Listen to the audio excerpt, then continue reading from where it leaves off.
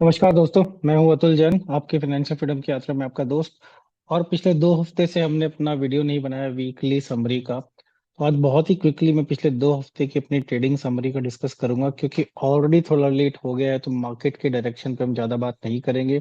वैसे सबको दिख ही रहा है कि मार्केट का ओवरऑल डायरेक्शन थोड़ा नेगेटिव साइड में है। तो चलिए जल्दी से क्विकली शुरू करते हैं कि लास्ट 2 वीक्स मार्केट कैसी रही, हमारी ट्रेडिंग कैसी रही। बेसिकली आपको अपडेट कर देता हूँ कि हमारा प्रॉफिट एंड लॉस कैसा चल रहा है। तो चलिए सीधे शुरू करते हैं।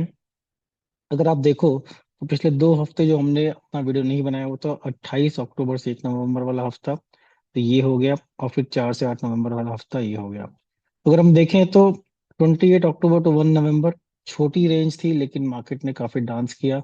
उसका थोड़ा बहुत हमें खामियाजा भुगतना पड़ा। थोड़ा लॉस वाला मंथ था, कितना लॉस है वो हम आपको आगे दिखाएंगे। लेकिन अभी मेनली बात करते हैं ये जो पिछला हफ्ता था, जिसमें काफी ज्यादा मार्केट ने नीचे भी गिरी ऊपर भी गई, लेकिन फाइनली एक रेंज में ही फंसी रही धसी रही। उसमें हमारा परफॉर्मेंस कैसा रहा।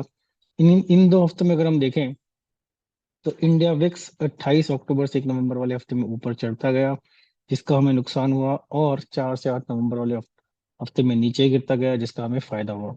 तो अगर हम दोनों को कंबाइन करें तो ये आ गया हमारा मिरर इमेज वाला पिक्चर।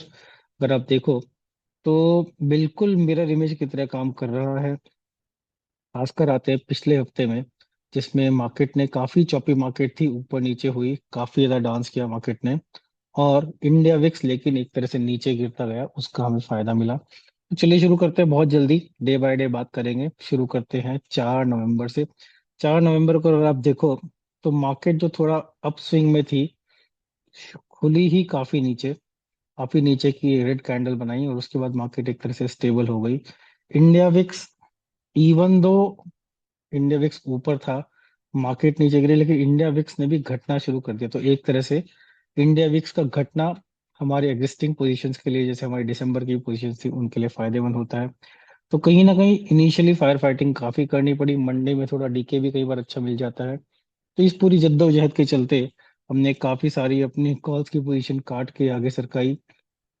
तो उसमें अगर आप देखो हमने कुछ नया बुक तो नहीं किया, लेकिन हमने ऐड की जो पोजीशंस, तो बेसिकली जो प्रॉफिट ऐड हुआ उसे 0.15% का फायदा ही हो गया। तो एक तरह से अच्छा दिन माना जाएगा, क्योंकि इतनी ज्यादा गिरावट के बावजूद भी हमने थोड़ा प्रॉफिट निकाल लिया।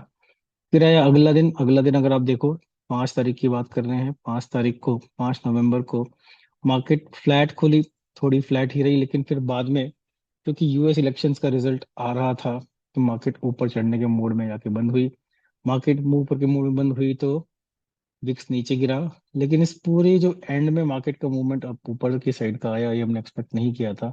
और कहीं ना कहीं इसके चलते हमें जो प्रॉफिट मिलना चाहिए था उतना प्रॉफिट नहीं मिला। और ठीक है, 0.2% का हमने प्रॉफिट लॉस बुक किया, लेकिन 0.23% का प्रॉफिट ऐड हो गया।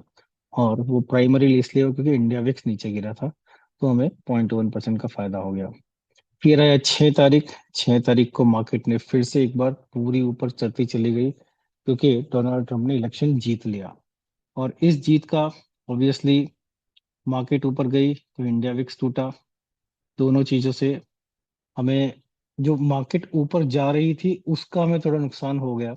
इंडिया विक्स टूटने का तो हमें फायदा हुआ, क्योंकि ऑलरेडी हम एक दिन का थोड़ा सा रिकवरी कर रहे थे इंडिया विक्स ऊपर जाने का। तो हमें एकदम से सारी की सारी पोजीशंस को उल्टा पुल्टा करना पड़ा।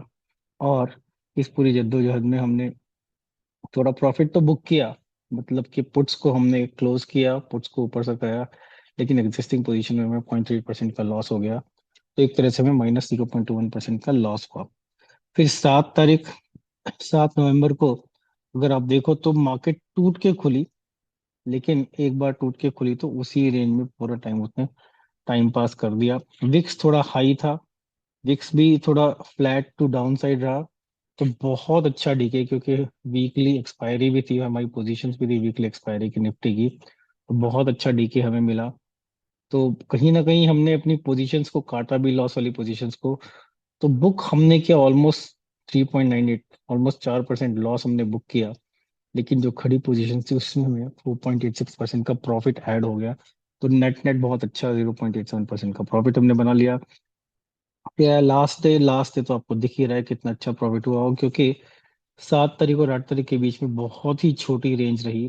8 तारीख की रेंज बहुत छोटी थी, विक्स और नीचे गया, क्योंकि अमेरिकन मार्केट एक तरह से सेटल हो गए। अमेरिकन मार्केट के बाद हमारी मार्केट एक तरह सेटल हो गई लोअर रेंज में।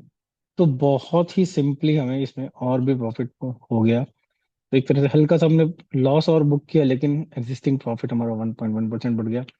तो 1.05% बेस्ट डे पिछले हफ्ते का हमारा ये रहा, 1.05% का। तो ओवरऑल अगर हम देखें तो पिछले पूरे हफ्ते में हमने 2.06% पैसा बना लिया। तो अच्छा हफ्ता गया, क्योंकि हर 10 लाख रुपए पे हमें 20,600 रुपये का प्रॉफिट हो गया। तो ये होगी हमारी समरी। अब पिछले 2 हफ्ते में आपके साथ कंक्लूड कर रहा हूँ। तो फिलहाल मैं क्या कर रहा हूँ कि रोलिंग 12 मंथ्स की दिखा रहा हूँ, इसीलिए स्लाइड का टाइटल में ये लास्ट 12 वीक्स F&O पोर्टफोलियो का P&L। क्योंकि अगर हम पूरा शुरू से दिखाते रहेंगे तो कॉम्प्लिकेटेड हो जाएगा। तो पिछले 12 हफ्ते हमारा अगर ऑप्शंस की जर्नी देखें तो 2 हफ्ते मैंने लिए हैं। तो पहले हम बात करते हैं वीक 44 की। वीक 44 में लास्ट वीक, इससे पहले हफ्ते हमारा लॉस हुआ था -0.83% का। लेकिन उस हफ्ते निफ्टी थोड़ा ऊपर गया था, तो लेकिन कोई बात नहीं, थोड़ा नेट नेट हमने लॉस झेला। ठीक है।